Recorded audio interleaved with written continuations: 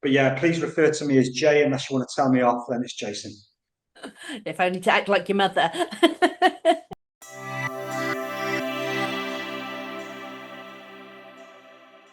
Okay, good afternoon and welcome to another Louise Dawson webinar. I'm really excited today to be joined by Berna Bower from GEMS Corporate Head Office and Jay Gibbons from ReadSpeaker. So thank you very much for joining us. Let's move through. So today we're going to be talking about text-to-speech software and how that helps within the classroom. Now this will be recorded and it will be hosted on YouTube. So please feel free to join and subscribe to our YouTube channel, Louise Inclusion, because not only is this webinar here, we have over 300 videos now, lots of webinars from different partners that we work with, and you can have a lot of free learning and information from the YouTube channel. So do subscribe, we would appreciate it. So as I said, we have Jason Gibbons from ReadSpeaker and we have Berna Bower from GEMS Corporate Head Office. They're very happy to be here this afternoon sharing time with you. Now, one of the reasons that I work with ReadSpeaker is because their integration into websites is amazing, and Jay's going to talk about that for you a little bit. But even our local education authority, which is KHDA, if you go to their website in Arabic, it's on the left, and in English, it's on the right. If you click the accessibility button, you will have the Read Speaker option come up. And by using this menu and these options, you can listen to the content of the page by clicking play on Read Speaker. And this really helps accessibility of the website around using technology to help everybody. It's not just about students in the classroom, as you will find today. So accessibility, really important part of what the work that we do, is all about helping people with neurodiversity, physical disabilities, visual impairments, reading difficulties, learning differences such as dyslexia, allowing them access to written content through listening. The support for neurodiverse learners helps people to process the information. It helps you to do that auditorily, not just visually.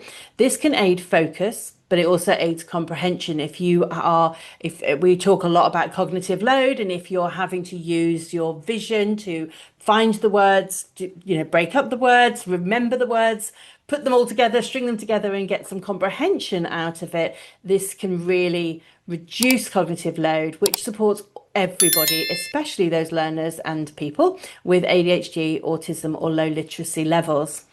So language learning is also supported. So if we have our second language young people, it's important to me for learning and the pronunciation of new words and new language, intonation, it supports context, so many different ways that it helps our second language young people working in English. If you enable children to, and young people and adults, if you enable us to have access to that content and that context and the comprehension and understanding, this increases engagement and retention. It supports us with memory, understanding, especially when those texts are long or very complex. When we have that ability to listen to our work, not just to read it, it also allows us time to multitask. So we can make notes, we can be doing other things, it improves productivity and flexibility. And all of that is around the universal design that we're looking for when we're looking for teaching or learning or working. It isn't just in the classroom, it is across all aspects of our life. Multiple means of representation, which is what the universal design and equity in education is all about, means that we have access for all. And these tools, these strategies are absolutely necessary for some. For some, you are unable to function without it. So those with visual impairment, etc. However, they are useful for all. So that whole term, necessary for some, useful for all, is what we are looking for this afternoon. And Jay and Berna are going to talk to you in different contexts. One about how a large corporate organization who is managing thousands of children's education, along with Jay, who's going to give us some more information about that. At the end, we're going to have a question and answer. So if you've got any questions at all, please do put them into the chat. We will be picking them up. If it's appropriate, I'll drop them into the conversation. If not, we will bring it all together at the end with a conversation. You know me, I like everybody to have part of the conversation, be part of the conversation and the solutions that we have. So with that in mind, I'm going to hand over to Jason, who is going to speak a little bit about himself and do the self-introduction so that I don't embarrass him going on about how brilliant he is and how brilliant the work he's doing is. So Jay, welcome. How are you? That's a big introduction, that is. How do I follow that? So actually, I'm gonna start with something. You just called me Jason. So Jason's actually my name, to be fair. But at school, I couldn't spell Jason. So I just used to put a J, which is why I always call myself Jay. So most people know me as Jay. Only ever get called Jason when I'm getting told off. So now you all know that secret. So Louise is what I'm going to talk to you about ReadSpeaker a little bit later on, but I've just kind of alluded to it a little bit. I want to start with something personal to me. So when I was a student, many years ago, there was no online exams, there was no laptops, there was no assistive technology. It was just me, a pen, and a blank piece of paper. And I can remember it just like it was yesterday. I remember that feeling of sitting in an exam room, my heart pounding through my chest.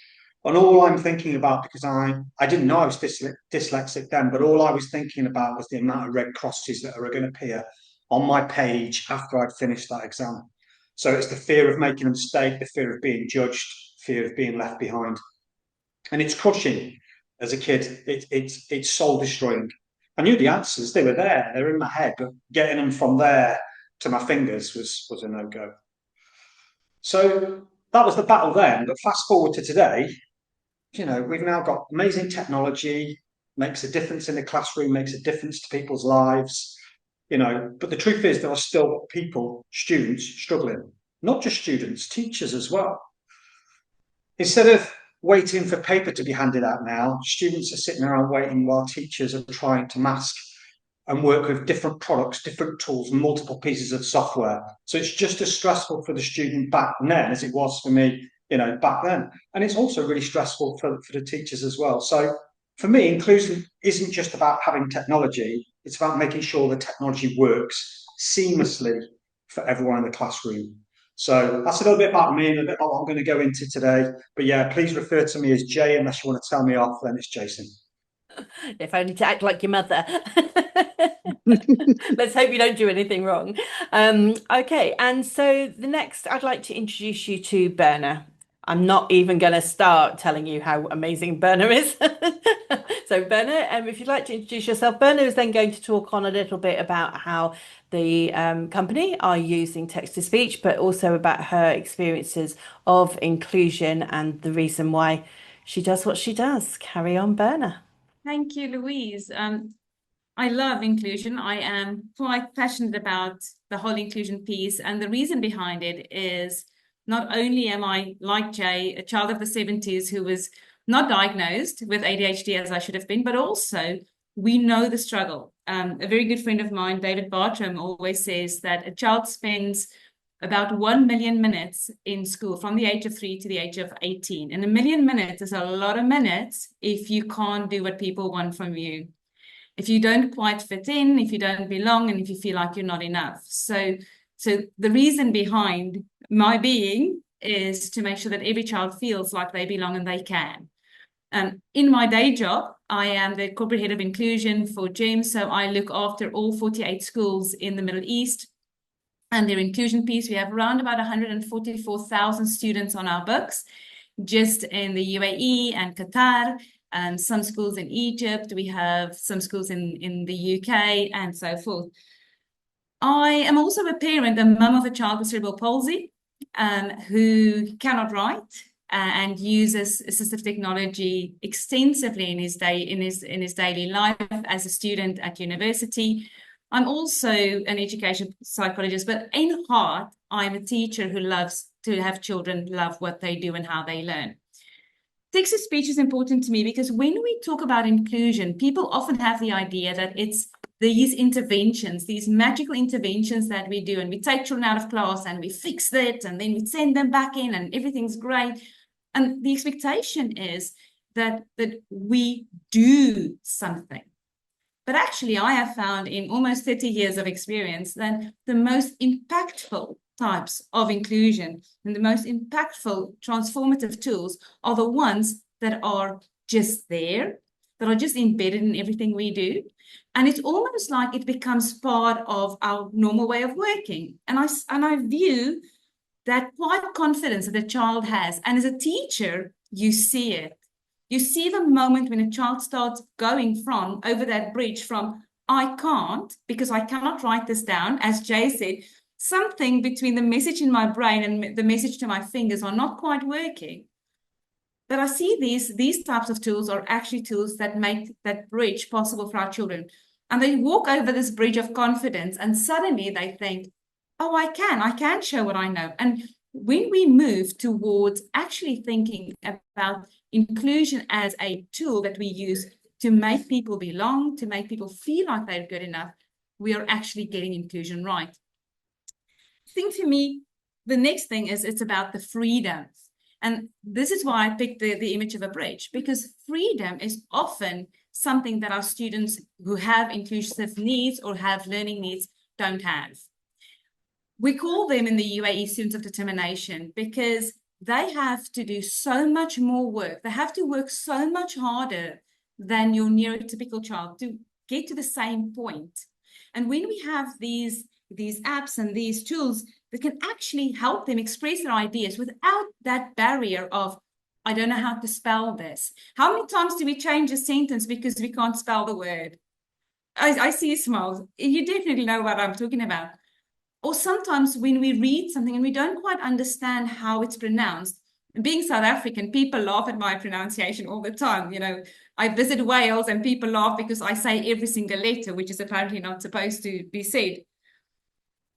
The point is that these tools gives us the bridge to actually go from it.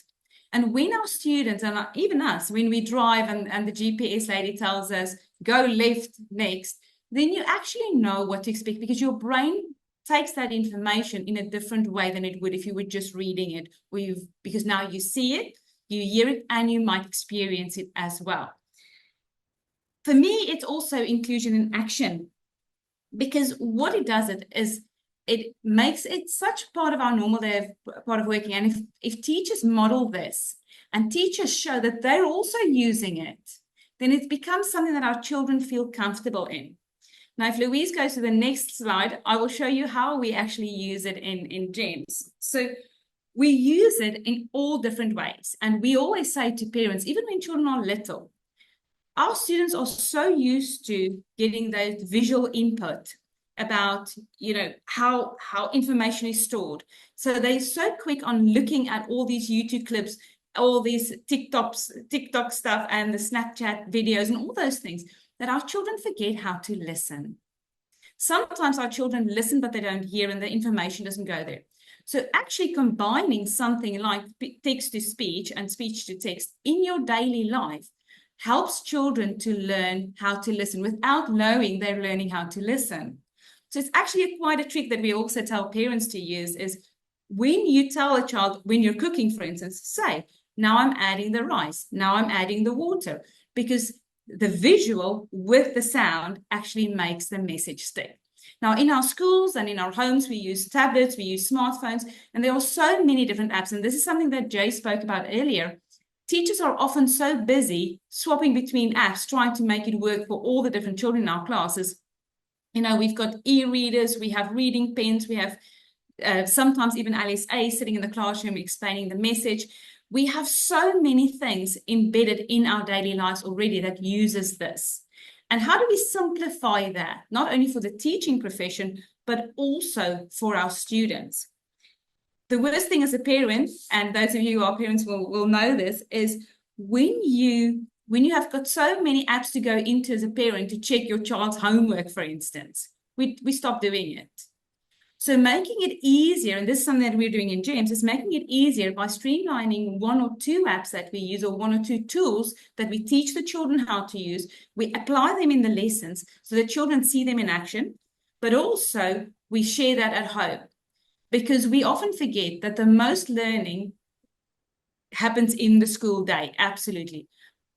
But the cementing of that learning, the sticking of that learning, the stickiness of that learning happens at home. Whether that happens when the child is having a conversation at the dining room table, or whether it happens in the car on the way home, or when it happens on a game when they're talking to a friend. That is when the stickiness of learning actually comes to life. Now, when we look at the big picture, is we are looking at access for all. In GEMS, our inclusion is all about access for all, so universal design for learning. As Louise said, having more ways than one to show it. I'm a math specialist, and I always say, I always used to teach the children, tiptoe. There is more than one way, tiptoe. And if we remember that every child can show, like they do in universal design, their knowledge and their understanding in a different way, we actually give them that bridge to have the access. It's no longer only expected to be writing. It's now, how do you show your learning?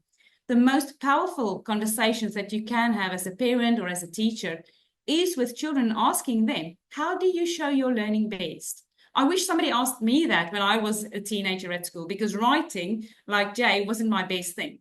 But oh my gosh, if you got me talking, I can tell you a few things, because I know certain things. I don't know everything, but there's certain things that I could explain if you just gave me the opportunity to do so. You also have students who do not like talking. So having the option available that they can use text-to-speech should they want to listen to something or re-listen to something, slow it down, speed it up, change the accent, those types of things makes a difference.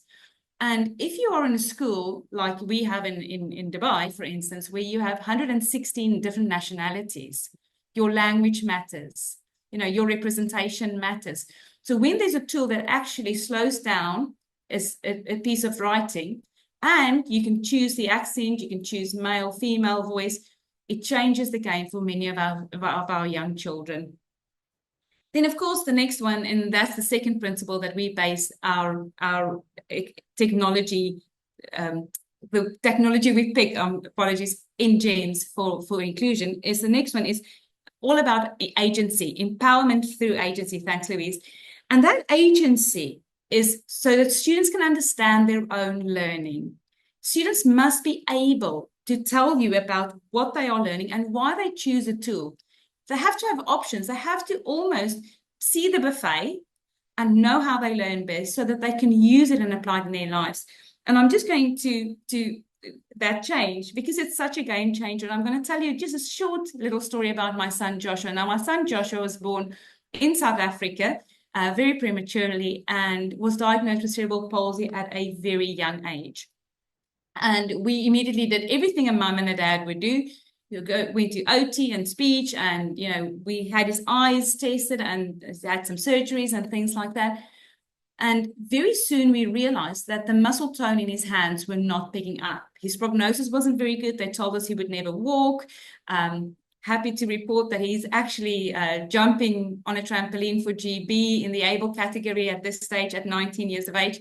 But he's at university studying at Surrey University, accounting and finance. And that's only possible because there's a device that he uses in every single lecture that records his lectures, transcribes it for him, and mails it to his email.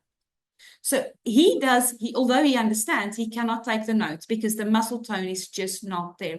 And it changed his outcome because if he did not have that, I can guarantee you that he would not have passed his GCSEs. He would not have passed his A-levels because that technology, he's a very, very shy child. So having another adult next to him, scribing for him was not going to be the right solution for Joshua. And even now at university, he has these access arrangements. So it changes the game for so many of our students. And as Jay said, if we had that in the 70s, so many more of our students would actually break through that barrier of confusion and of struggle, because imagine going to school every single day for 18 years and being told you do not fit the mold, you don't quite belong, you are not good enough. And these tools actually make it possible. I think the last thing I just want to say is when I think of speech to text and text to speech and these tools that actually are embedded in our daily lives now, it reminds me of the voice. You know, it gives every child the opportunity to have their voice heard, whether that's on speech to text or in writing, but it also helps us to transform the way that we expect. So it's not about lowering the bar.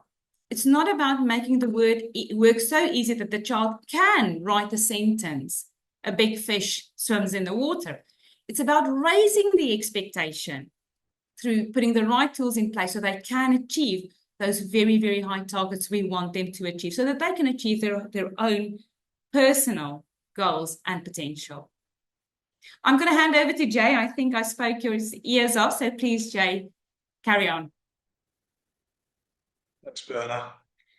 So I'd like to think that everybody here has some degree of understanding of what text-to-speech is. So what I don't want to do is go on and on and on about text-to-speech. What I want to try and do is paint a picture and a story from you about accessibility, about inclusion, and about the small things that you can do which help either dyslexics, second languages, ADHD, all the stuff that kind of Berna's alluded to, really. So accessibility and inclusion, really, particularly in international schools at the moment, inclusion isn't optional, it's essential.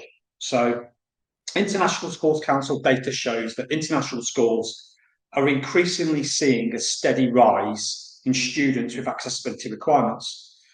In most cases, that's English not being their first language.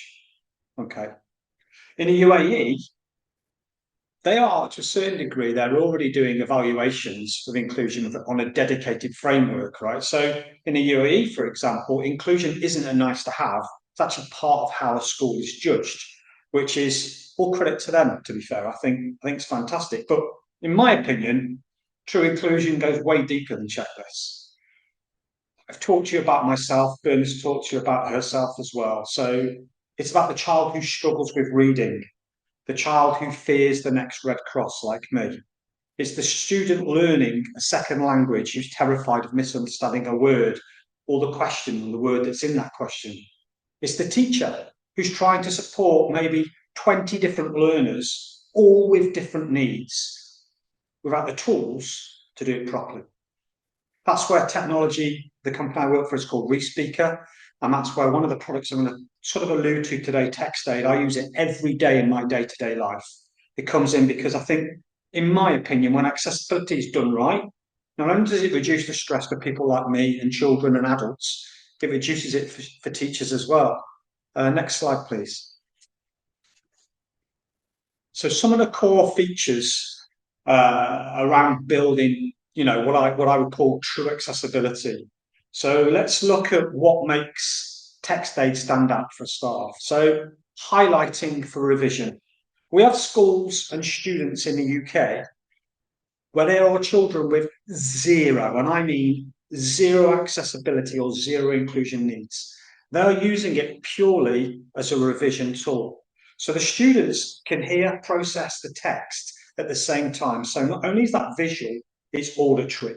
So that's learning combined. So if you think about not just dyslexia, for example, if you think about EAL learners, think about how it would strengthen their comprehension and their pronunciation by not only just being able to see the word, being able to listen to it pronounced correctly.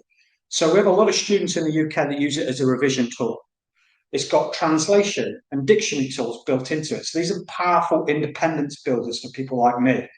So a student can translate a word instantly, check its meaning without breaking their workflow. There's nothing worse than having to click off something to go onto something else to find an answer that you want. I'll give you a great example of that. There's a school in Ireland, and if any of you have ever spoken to people with thick Irish accents, they talk really, really fast sometimes. And sometimes this particular gentleman was telling me, I just see it's a school which teaches students in Malaysia. He says, and I could just see them switching off because they weren't understanding what I was saying. So this particular school, The students actually use it to have the words translated so they can understand the words, he says, and you just see the light bulb go off. So dyslexic friendly fonts. So something as simple as that, being able to change the font into dyslexic font to increase fluency and reading fluency. Now, the big thing about it is it's a multi-device. So it's cloud-based, that's the first thing. It works any device, anywhere, in a classroom, at home. So think about a student in an international school being able to take their own product or have a product at school that they're working on, for example, then go home and log in on a different device, but still see what they've been working on. It is seamless. It can also be used in exams, which I'm going to talk about later as well. Next slide, please, Louise. Okay, we have oh, no, we don't. I thought we had the video next. We don't. That's after this one. Carry on, Jay. Sorry. So this is the big one for me. So this was, as I said to you at the beginning, my nemesis, exams. Exam is when everybody, not just students, teachers, stress levels are at an absolute peak, right? So think of this. I mentioned a teacher with 20 different needs. There may be text to speech, there may be translation, there may be some may need a dictionary but no internet. Others may need a secure reading environment with no external access. That probably requires 2 or 3 different software systems to do that, okay? So the teacher's pretty much juggling the whole time, switching between screens, trying to keep everything working, trying to keep everything compliant. The whole time the clock's ticking. What does that do? That's just, for the child or the student, that's complete stress. That's not inclusion. That's just utter chaos. So ReadSpeaker has something called exam mode built into it. So everything happens seamlessly within one product, within one interface. So teachers basically can group a student by a subject, they can group them by a need, they can apply the settings centrally, lock everything in before the exam modes. So it's calm, it's independent, teachers can focus on what they need to focus on while a student isn't stressed out before the exam, everyone's happy. So it's all well and good me kind of like talking to you about this, but what I've done is have one of my colleagues make a brief video. Now, the video itself is 8 minutes long, and I'm not one for overkill, so I'm not going to sit and make you go through that. What we've done is broke it down a little bit, but the video you will be able to watch the video in your own time. And actually, I totally advise you doing it because you'll see how much of a game changer this is. So there should be a video now, Louise, hopefully. Yeah, okay, so I'm going to press play. If Jay, could you give me a thumbs up that you've got sound and vision, hopefully? Yes? Got vision. So what you can see here, you can see the teacher is going into the library, sharing the document. So they create the document and they then share the document with the individual. And I mentioned it can be groups, so it's an exam, so he's selecting exam mode. He's going to give them what options they can choose, whether it be a calculator, a writing assistant. He'll set the time and the date of the exam.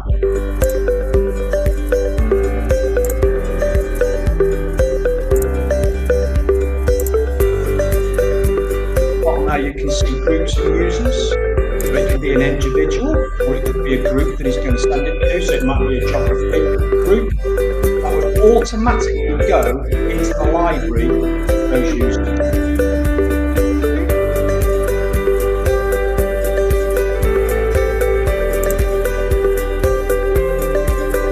Now you can see there, this is now from a student's. I've got a bit of the music there, you can hear that. So the students received it, click to go to my library, shared with me, and he's got a classical music list to go through. And there is the music quiz. Now, everything can be done within this. The student never leaves this place. They can annotate, they can write. In my case, I can put in, I don't understand this question. But so you can see the student there, they put the name in, they go through, and they basically answer the questions as they go through. It is a completely safe environment. It's JCQ approved. So that means that composer wrote the famous tune for Elise, Ludwig van Beethoven. Johann Sebastian Bach, Wolfgang Amadeus Mozart, Pyotr Ilyich Tchaikovsky.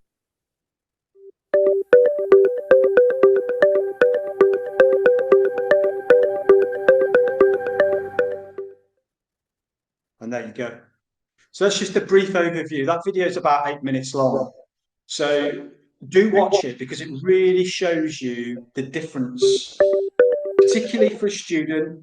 You know, they're not going to get stressed out before the exam, but how easy it is for a teacher. And that brings me on to really something that I think we're seeing more and more of, which is teacher burnout. And that is, you know, it's quite. I did a bit of digging before this webinar to try and pull some facts and figures off. And really why. I'm not talking about UAE, I'm talking about global figures. So nearly 1 in 3 say they're considering leaving the profession, and fewer than 20% of those who are leaving are retiring. Most are walking away because of stress and workload. Some say they didn't get the technology they had was hindering them.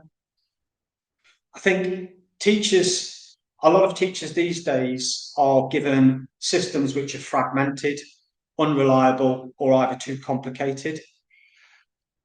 You know, we're looking at things like they're having to log into a second platform, reset a password, troubleshoot during an exam, stress levels go up. But then what happens, that kind of gets passed back to the student as well, because if that happens in an exam, the student starts to panic as well. So it's all about simplifying the process, and that's what we've tried to do. Tried to make it so that it helps the teacher doesn't get stressed, the teacher doesn't get burnt out. And for me, investing in good technology isn't about helping students, it's also about keeping great teachers as well. It's all well and good as saying, well, let's help a student. Definitely, I'm all for that. I'm totally all in, but we need the teachers to stay. We need the teachers because it's the teachers that count as well. So they're worrying figures, but it is going up. Next slide, please. Okay, so I mentioned to you about ReadSpeaker Text Aid being JCQ approved. So that gives full confidence, exam security, and compliance. It provides translation, dictionary, text-to-speech tools for multilingual and EAL learners. It works on any device. I use it on my phone at the airport so I can see what gate my plane is at, because for me, letters and numbers combined, being on my own traveling, it's a living nightmare. It's got optical character recognition, so you can take a picture on your phone and it will read the text out to you. It gives continuity from school to home. Parents being able to see what their children are doing is also really important and part of the nurturing of child's development. It supports teachers through grouping, time savings. We're talking about 12 minutes per teacher, per student in an exam. 12 minutes. That's crazy. This is like so simple. It takes minutes to set up and that's it, it's done. It's not just a reading aid, it's an inclusive environment. Technology doesn't just work for students, it works with them. Final slide. So my conclusion. So I spoke to you about me and I spoke about red crosses on my exam papers, the fear, the panic, feeling of being left behind. That is an inclusion, trust me, that's utter survival. It really is. ReadSpeaker Text Aid gives students something better. It gives them confidence to succeed, whether it's a child with dyslexia or a student learning their second language, or even a teacher trying to manage 20 different needs. The goal's the same. It really is. Calm, confidence, equality. When inclusion is invisible, when it's built in and not bolted on, everyone benefits. And that's what ReadSpeaker does, is helping schools. Thank you so much for your time. Jay, that was brilliant. Thanks so much. I'm going to go off and look at the video in full as well, and we will include a link in that in the YouTube video. We'll put it in the comments at the bottom. Fabulous. Thanks very much. And Berna, thank you, especially for sharing your own personal journey. It does give meaning. we talk about case studies and it's your real life, but case studies and understanding how it really impacts children is so key to the journey. So what we're going to do now is go to some questions. Okay, I do have a question in the chat. So guys, you haven't prepared for this because this was a random one off the side. Okay, so Ramanta has said, if I understand correctly, each teacher and student gets a login. Is that correct? Yeah, so you basically, the child or the student or the user has their own login. So absolutely. So a teacher has a login, it's their own individual license, and they carry it around with them wherever they go. We have schools which kind of say to the parents, well, you know, if you leave, you can keep the license. Take the license with you because we know how beneficial that is to the student. Taking away technology after they've been given it is one of the worst things you can do, in my opinion. I'm sure Berna will agree with that. You know, so yeah, it's an individual license. It's a portable license that you carry with you everywhere you go. So it's like a toolbox, basically. Yeah. So does the student buy it or does the school buy it? Can be either. We have cases where students have bought it because they want to use it as a revision tool or for accessibility requirement. We also do individual licenses and site licenses as well. And I don't know whether it's further in there, but if anybody signs up, we would give you a free pilot off this webinar. There's a code which I think is going to be sent out, and I think you get a couple of months free trial. So just try it. You've nothing to lose, and you'll really see the benefits. Agree. So in the text on one of the previous slides, we talked about JCQ. And for those teachers who are not working in JCQ, which is the UK exam boards, the Joint Council for Qualifications, and they are the people that manage all of our technology use and extra time and reader scribe, all of our exam accommodations in our official board exams at the end of year 11 and year 13. So in those exams, some children who are multilingual are allowed to use a translation tool. They're not allowed to use a dictionary tool. We're not allowed to explain what the words mean, but we are allowed to use that direct translation. So I do think I know, Jay, maybe you can answer this for me. In ReadSpeaker, you can turn on or off the dictionary or the translation. Is that right? Yeah, when it was really quick actually, but that functionality, when it's set up by the teacher, is either available or not available. Yeah, but it's, without overcomplicating it, it locks the system down. The student can't go anywhere. They can't go onto Google and try and get answers. They're locked within that environment. That's amazing. And so the question was, do the translation dictionary tools get disabled for exam mode? And the answer would be it's optional. Teachers can choose that as they go in. And I noticed in the video where it says you can set the time and the date for when that exam is going to happen. So exams officers do have access to the papers. I think it's 30 minutes before the exams. So they are able to open them up, load them up onto the system and provide that time. But also don't forget, with exam access arrangements, it has to become normal way of working. So in the video it said about the tick boxes, you have to go over here, you have to click the button and choose the tick, and then you put the tick into your answer sheet. And that's why you can't just say we're going to use text to speech, you're going to use it in your exam today, here you go. The children have to use it, recommended more than 12 months before the final board exams, so that they are familiar with the tools, familiar with the access, and it doesn't disable them, it enables them. And speed and practice is the only way. That's what normal way of working is, practicing the accommodations to make the young people as successful as possible. So I have another question for you. How can text to speech be integrated into IEPs, individual education plans? These are the documents which we create for people of determination that help us to monitor and track progress, but also enable teachers to understand what children are allowed to use inside or outside of the classroom. So Berna, maybe I can throw this one at you. You're one of my IEP experts. How can teach text to speech, speech to text, how can accommodations be integrated into IEPs, please? So we would usually use that as a strategy to support or a strategy to access. And what we would do is if it's a specific strategy for a specific child to meet a specific need, then you would be named on the IEP. But I always find that when we use it as a normal teaching tool, then you wouldn't have to include it in the IEP because it's access on entry, which means that you're basically ensuring that every child has access to it without having to actually name it. So you wouldn't say that there are computers in the classroom or they are there on an IEP, for instance, if every child has the access.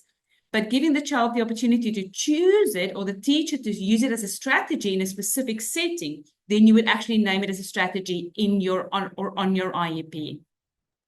I also think if you're introducing it as a new tool and it specifically know that it's going to help, it could be used as one of the goals, especially for senior students. The goal But then could be you it as a training. absolutely Training learn how in- to open the software, learn how to use it against the tick box, learn how to, and so enabling the student access to the technology is step one, teaching them how to use it seamlessly and quickly is step two, and that can be an actual goal for a secondary student, which and sometimes those are the students we struggle with the most for goals because they're not having interventions, etc. So moving away now, this one will probably be for Jay, but Bernard jump in afterwards. Taking away the secondary students and the seniors who are doing it for using it for board exams, have you got any examples of where this may have been used with a younger student? So say under the age of 11, our young ones can struggle with technology, they can struggle with using a keyboard. Have you got any success stories or case studies for the younger group? In short, yeah, that's a really great question, actually. What you just kind of alluded to it a little bit. We have a really great story from a school called Stafford Grammar School, and I'm happy to share the video. It's a young girl who was struggling. So this is an independent school, so a private school. You imagine the pressure this girl's under. Finds out she's dyslexic, and is her grades in just as she's starting to get from so age group 7 to 8, when it's really starting to kick in the education. She's really struggling. It's everything's falling to pieces. We supplied her with text aid, and there's a video, a beautiful, beautiful video that you can watch. I'm happy to share it with anybody. That's just one of the many stories. But it's a tearjerker, that one, because not only was her mum involved as well, it was a mum that initially reached out, but B, that young girl called B, she's flying now, and it's because of the portability. But you mentioned about carrying things through. This is one thing with this product which is great. It can be started from a younger age, so when they do move into secondary or grammar or high school, they kind of already started to learn the way the tool works and learn how to use it in a test situation, whether it be a mini quiz or whatever it might be. So when they do get into the high school scenario and they put into an exam mode, it becomes really fluent to them. And as you alluded to at the start, kids these days, they find their way around. I mean, there's been no chance for me, but yeah. So yeah, loads of stories. I can share anything you need. Yeah. And I think that sometimes it's about the adult that's working with the young people can enable it and model it for the young people way before they take over and become independent. You know, we don't just say, here's your clothes, go and get dressed. We model it, we show them, they're watching us get dressed, then we're practicing socks and clothes. Every single learning is through development, and you don't just say, here's a computer, off you go. You have to teach them touch typing, you have to teach them how to use the mouse, and I think it's all part of that process. If they see, and I know I can't tell you how many thousands observations I've done even just this year, but when there's a tech hitch in a classroom, it's the kids that sort it out. We don't need to be calling IT because the kids are going, Miss, you just need to click here, or you need to turn it off and on again. The children often, because they're watching it and they're seeing it, and they'll be watching other teachers use it, and they will then pick it up and learn from other children, other people using it.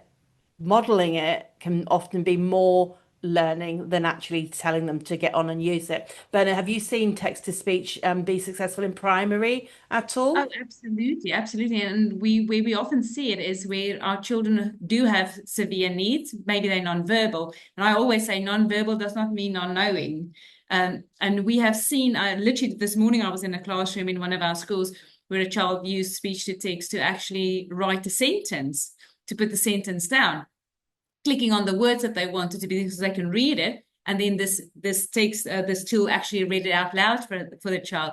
And where he made a mistake in the sequence of the sentence, he actually realized because it sounded wrong, and he went back and he fixed it. So yes, there's huge opportunity for our youngsters to also, as I said, learn to listen again by using these tools. So yes, we have seen them.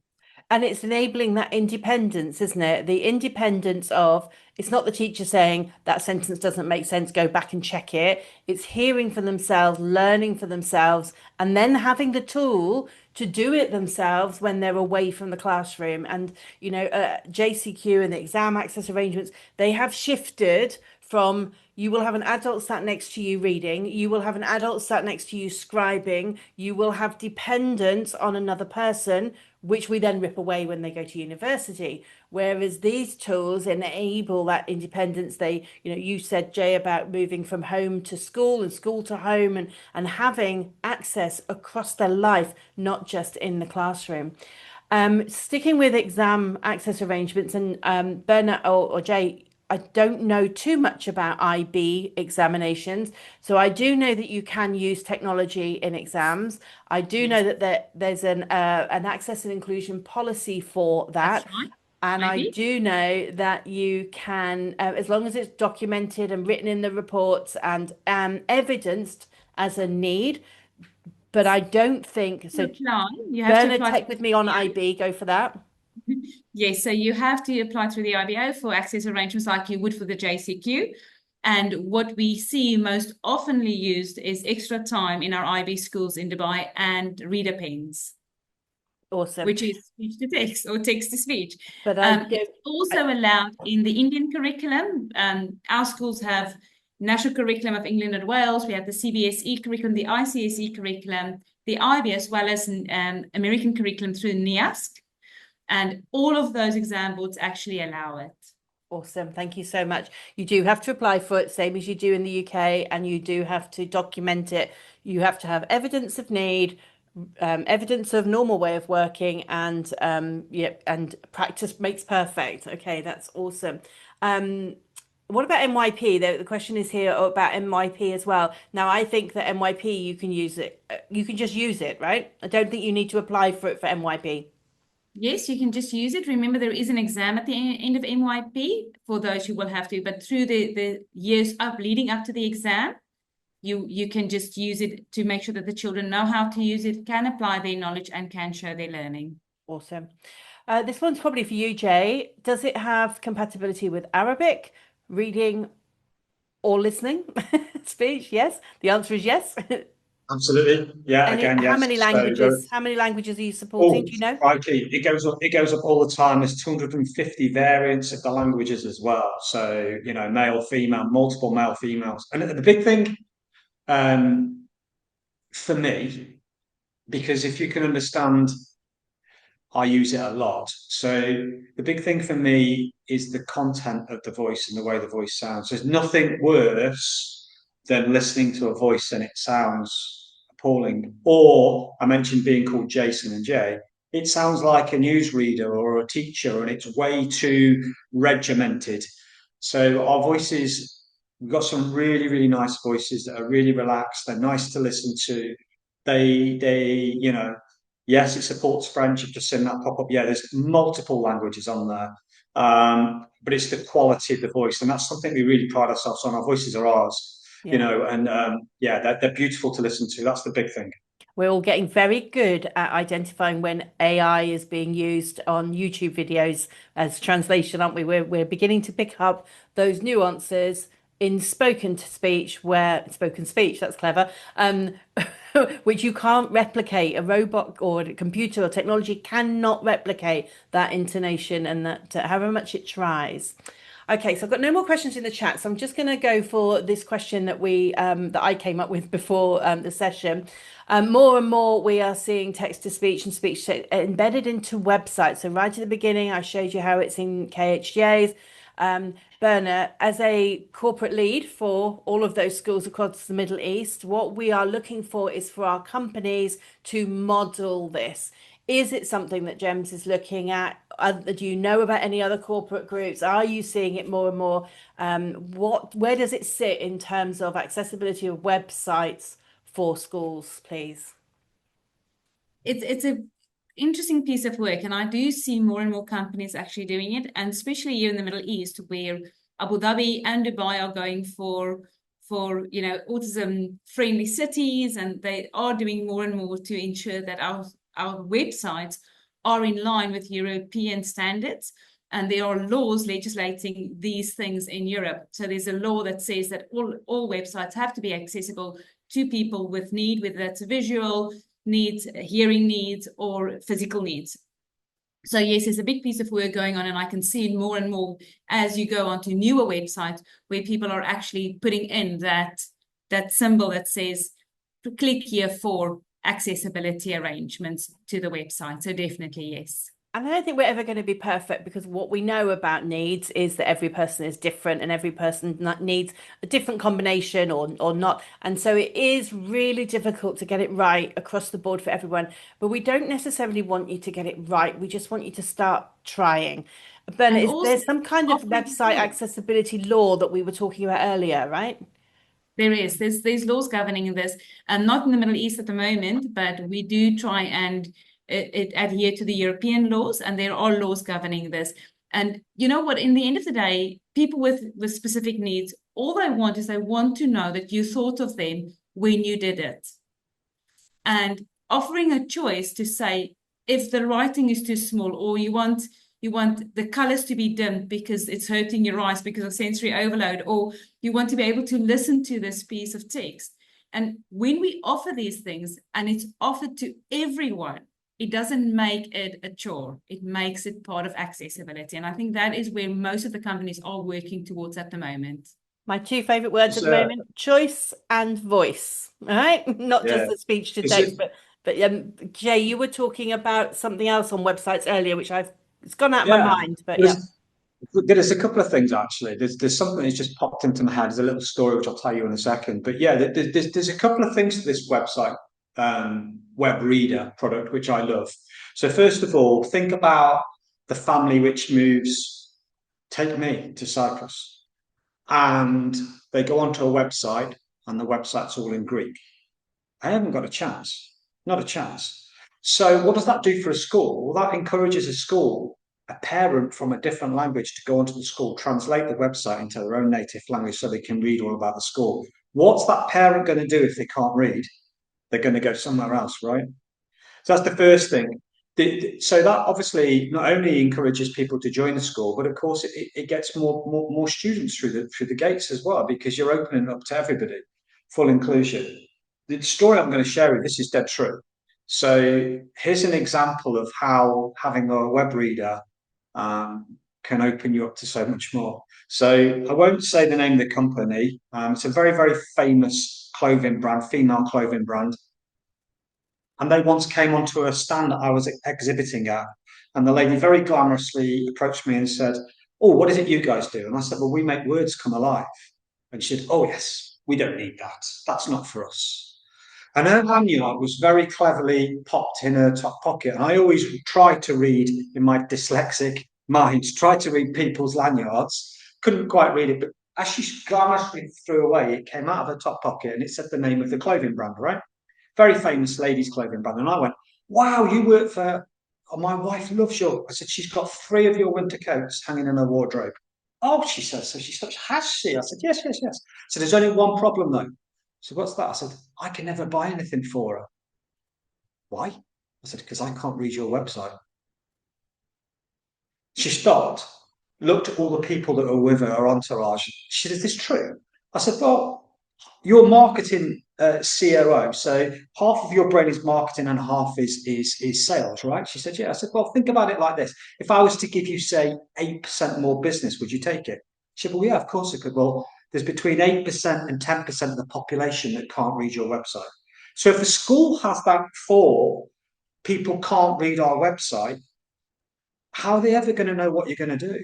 How are they ever going to know your success stories? How are they ever going to know about how well you've done with your exams, or how well your children do, or how good your teachers are if they can't read it. So that's a true story of an example of how it works. It opens it up for everybody, for everyone. Yeah, it's so key, I think, because what we recognize, especially, in the global society that we're now living in most countries, is that historically, I would have probably said, well, if the parent can't read the website, then our school might not be the right place for that child because the language difference. But actually, what we recognize now is children are fluent in English. But parents are still our customer. It's parents that are looking at the websites. It's parents that are choosing the schools. It's parents that are paying the fees. And so the websites need to be accessible to parents, even if the children are fluent in English and can read and can write. And so it's not just about special needs, disability, neurodiversity. It's that whole complex weave of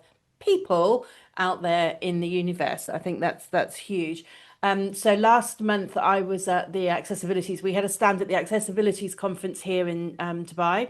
It was phenomenal. And one of the people that came across the stand was profoundly vision impaired, so completely blind. And we sat and we talked, and it was a brilliant conversation. And his whole life, he looks at websites, and so companies can pay him to look at the website, being blind, using his software that he uses to access technology. And so if anyone's in Dubai, he charges 1,000 dirhams to go onto your website to see if it's accessible. And I'm like, this is the best 1,000 dirhams I'm going to spend this year, because I have a website, I'm a company, and I need that to be accessible if I'm going to claim inclusion. And whilst I've been looking for somebody to do that, I wasn't able to find them. So if you are in a school and you do want to know if your site is accessible or not, let me know, and I'm more than happy to share his details. Don't go and look at my website yet; it's not been done. Okay. And I've got the ReadSpeaker plugin, and it will be up in the website within the next week before I get him to check if my site is accessible. So very, very important. So the last question, I'm hearing a lot of talk about exams. So we're talking about the board exams. CBSE and India, they have now made a lot of their exams a lot more accessible to young people. There's flexibility coming in all over the world. So I'm hearing talk about all exams going online, which on one hand thrills me, and on the other hand absolutely horrifies me. So Berna and Jay, do you think exams will ever go to everyone using online assessment? It's going to save a lot of trees. It's going to save a lot of postage. I can see the benefits. But what will the challenges be when that happens, if that happens? Jay, you're unmuted, so I'm going to take you first, and then I'm going to ask Berna to drop in at the end. Jay. I mean, I'd be interested to hear Berna's thoughts on this, but for me, as neurodivergent, I think it's fantastic. However, I think about, if anyone's ever been to the UK, you think about some of the areas, the really deprived areas and deprived schools in the UK. I don't know how they're going to accommodate this. We're talking about thousands and thousands of pounds to buy devices to enable children to go on, which, here's me saying everybody, universal design for life, everybody, right? It's a good thing. I fear how it's going to be possible. Is this going to be knocked back to the parents, or parents going to have to be doing devices? So this is looking at it from a negative. From a positive, I think it's fantastic. I think it makes, for me, as a dyslexic, being sat in a classroom with 30 other children who are maybe not dyslexic, but are all sat on a device as well. No longer have I got that. I was called thick and dumb at school. I was made to stand in a bin. No longer have I got that label on my head. It's been removed, because all of a sudden, I'm the cool kid with the tech. Everybody else is the same now. So there's positives and negatives. Do I think it will ever happen? I hope it does, but it's got to be done right, I think. I think access to technology, access to internet, okay, not all of access to consistent power. Okay, so I know as an as someone who's led exam provision for nearly 100 children every year, making sure that those devices, because they have to be plugged in, they cannot run on their batteries because batteries run out. You have to access to technology, an internet connection, which isn't going to fail you halfway through the exam. So there's that element, which did the tech element really worries me. Berna, do you have any experience or thoughts on whether this will happen and what would that look like? It's an interesting question because when we saw what happened during COVID, a lot of students actually went onto devices and it was very successful. But what we did see was that a lot of our students who think better with a pen in their hands struggled more. So I would go back to the whole thing that it is available on the laptop, but you have the paper-based copies. When we do standardized assessment, and as you know, Louise, we do these every year in Dubai. So every single child in the UAE does the CAT4, and they do the NGRTs, and they do all of these assessments, and it's all online. And what we actually see is it brings a disadvantage to some of our students. So I think that human component in the room, should it ever happen, would be important. But also having the option to write if that is your best way of working. The other thing is as well is what Jay said about the cost, and because there's also rules around these things. So you would know exam laptop, a child can't bring their own device. So you're actually doubling up at devices as well.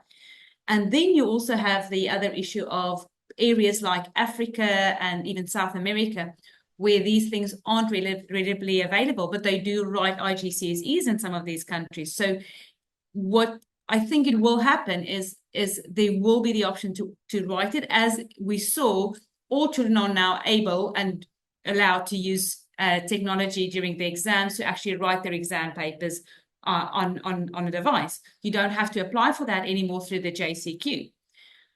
So I think it might be something like a hybrid model that is coming. I do think that we are moving away from paper-based. So should it ever happen that everything is just on the computer, on an online assessment, I think they would offer the option to speak your answers and not type, because that is also a barrier to some children's learning. It just comes all back to this: one size does not fit all. You've got to have choice and you've got to have voice. So this exam system whereby everybody has to use pen and paper, we have to make accommodations. So some can use laptops, some can use readers, some can use technology. And so if we swap to another, I'm just thinking of the day when everyone's using laptops, but we then have special needs as you have to use pen. That's like a complete flip of the narrative, right? Is that the typical kids get to be the weird ones. That's a flip in the narrative. So I've got no more questions on there, but is there anything else, Berna or Jay, that has slipped into your mind that we have run over? We're over by 2 minutes. So if it's meaningful and useful, please unmute and drop it in. If not, I am going to take this opportunity to say thank you so much for everybody for coming.